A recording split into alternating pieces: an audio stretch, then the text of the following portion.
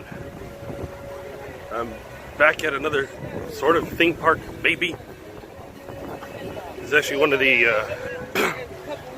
few days that Holy Land experience is free. Tow day. No admission, no parking charges. Just go inside the park.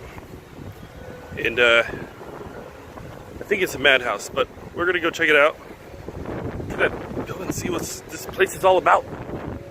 Learn us from Jesus. Let's go check it out. One of the things that you'll see when you first step in, kind of like a transport into, like, you know, back at that time. It's pretty neat so far. Let's check out the other stuff.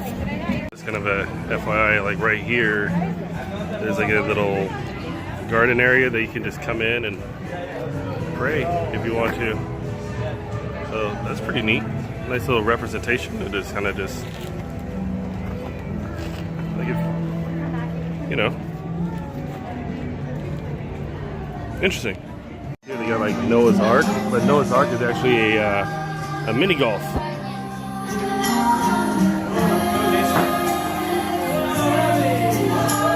That's a bit random, I guess. Oh, but if you look in here, you can kind of see all the animals 2 by 2. Check that out. Yeah, there's a whale right here, like Jonah and the whale. It's actually still mini golf, which is cool because got the little octopus here. Oh, there's the ball. It's coming after me. And look, he's floating. He's floating in the air. Wow.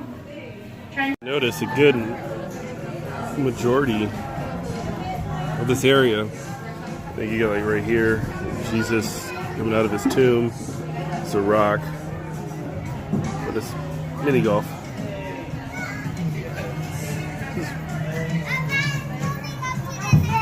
Different. Periodically, this place does a lot of like the passion plays. They'll do it like right over here. And you'll see it really being performed. The next show is going to be at 2:30 now. That's probably about another half hour from now. So I'll probably go and check that out. But everybody's going in there. That's pretty interesting. So here they have somewhat representation of like the cave they buried Jesus in, like with like headrests and stuff, and they even put like this sign right here in the background, so that way you know that like he like laid here and got up and the door was open. Out he goes. It's pretty interesting, pretty quick thing to look at. It's pretty interesting. It's like a I don't know what to describe it, but let's go check it out and see what's inside. Like a giant chapel church thingy with very confusing steps. Let's go see what's in here. This kind of looks like the Ark of the Covenant, but they tell you not to touch it. So you can't touch it because if you do touch it and open it, your face will melt. Some of Indiana Jones. One of the big things I'm noticing right now, especially when it comes to this park, this area, is that a lot of these buildings are huge, and it should encompass like so much space, but it's not. It's a very tiny space. So in that building that we're in, literally, it's you walk in, Ark of the Covenant, the end. Like, there's so many people trying to go in there, and they're coming right out. But there's literally like no room to move around in, so it's weird. I like this little area right here because it just has all sorts of paintings.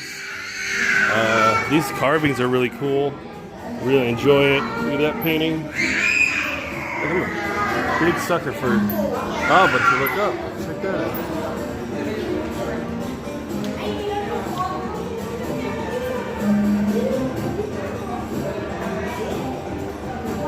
Really cool. Take a courtyard too. I mean, I see this from the freeway all the time. This is such a beautiful courtyard. And it's not even hot, it's nice and cool today. And because it's just nice and cool and chill, you probably just sit out in this courtyard forever and not even care.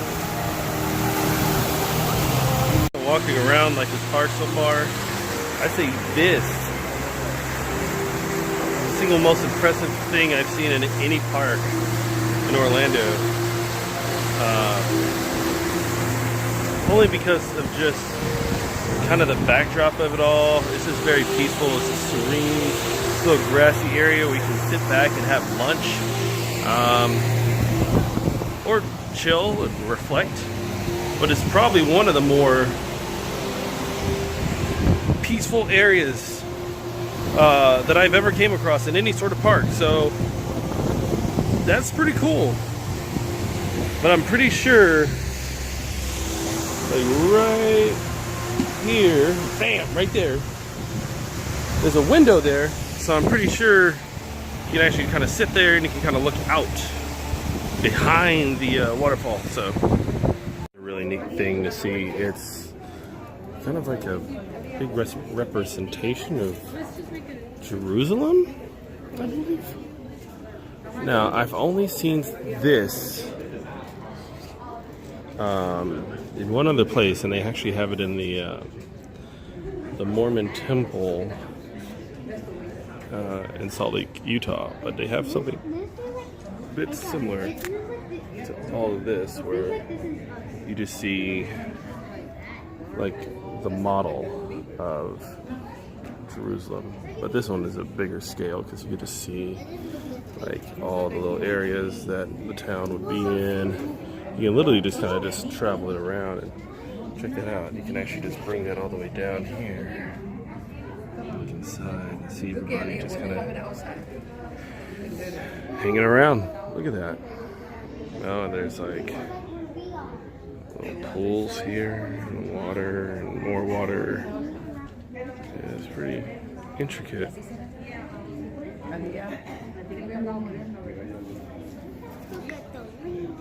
Thing I've seen so far, and I've seen a lot of cool stuff here, but it's a cross here. But a lot of people are pinning their prayer requests, which is good because I think every day they'll probably take these down and, you know, say a little prayer for everybody, but it's kind of neat to kind of post it on the cross. That's very cool. He tells us that Pilate was a feared man. He was a brutal leader. He ruled with an iron fist. So when he met with Jesus, it was not under positive circumstances. The Sanhedrin and the High Council, which were the ruling class among the Jewish people, had arrested Jesus, and they dragged him before Pilate with some very serious charges. They accused him of blasphemy and treason. Now, they wanted to put Jesus to death because of what they called blasphemy. But interestingly enough, Pilate didn't want anything to do with it on that count. He said, blasphemy? That's Jewish business. Deal with that yourselves. That's no reason to put a man to death. But then he could not ignore the other charge of treason. The precedent for how to deal with traitors had already been set. It wasn't just in Jesus' case. Many men had come before Jesus claiming to be the king of the Jews. And they were liars, of course, but that lie caught up with them because they were all captured and put to death by both Pilate and the governor who came before Pilate. And in this case, though, Pilate was not hasty to cast that judgment. For one, because his wife Claudia had received that divine dream as a warning, and he took that to heart. But for two, because he must have seen something special in Jesus' face, the serenity of the living Christ. At any rate, after he met with Jesus, he wanted nothing to do with the case. I really like these designs of the Ark of the Covenant, which is really cool. I mean, it's a pretty hefty amount, but check out the level of detail that's on there. That's like one of the things that I'm kind of seeing here, especially like in these gift shops. They just have so much stuff. And this shofar here, I mean, that's a lot of money, but the level of detail that you're going to get from it is unlike anything I've seen. The tiny town of Bethlehem. You got to go inside this. Oh. So they approached Pilate and they asked him for two favors. At that point, Pilate probably just wanted to prove the disaster behind him. He granted their request, but it was a big one. The first part was that he placed a 24-hour Roman watch on the tomb. The second part was an even bigger deal. They asked for a Roman seal to be placed upon the tomb. Now, many of you will know that involves the giant two-ton boulder. It's another model representation of Bethlehem. If you look in that corner, right here, it's like we have the manger scene. It's like Mary, Joseph, and Jesus just like right inside. That's pretty cool.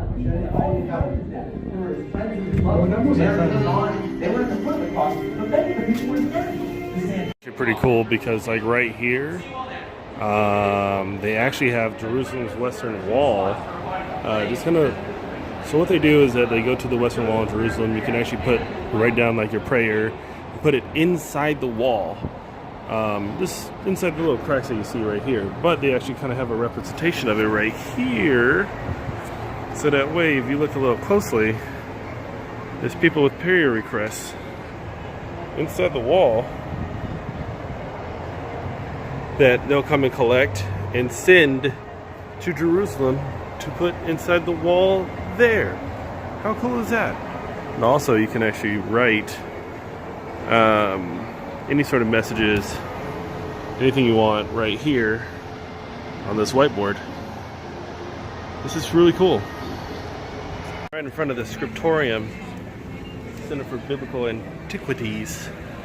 So everything in there is authentic. I'm not doing the tour today, only because it's like a 55-minute walk through. So it is a long tour, but I'm going to try to make my way back to the front again, as they're going to do their passion play. But I certainly don't want to miss, so let's go check that out. This is where they would actually do the show. I just missed it. I'm going to have to come back another time to go ahead and check it out. This place is like a maze though, you know, like you got to make sure that like you're each numbered. So before you come in, you want to get yourself a map, so that way you kind of know when the shows are happening, what's going on, keep yourself updated. You know, they have these like blocks here that shows in chronological order, but we're walking in reverse order of the beginning of what happened that led up to the crucifixion of Jesus, which is actually pretty neat. Starting with that block right there. So I'm just back in that courtyard right now. This is a very, very, very different park than anything that I've ever been to. It's like a lot different than Disney, a lot different than Universal, a lot different than SeaWorld, and it's because this is a very, very, very, very, very disarming park. Like you wouldn't realize the level of calmness this park has. Meaning that when you're here, you know, a lot of people, you know, you have a certain feeling about religion, you have a certain feeling about Christianity. I think here it's everything. It's everything all at once, which makes for a very comfortable time because you don't feel like you're being pushed into anything or you're made to feel like you are having to believe something you don't. It's history. And it's kind of neat to kind of walk around and like see what the buildings may have looked like and kind of what the world would have been like. But it's interesting. It's an interesting place to come check out. So I guess it's a little disarming that way because as much as I want to be loud and like crazy and outrageous here, you kind of don't. You just kind of want to chill next to this waterfall. It's interesting.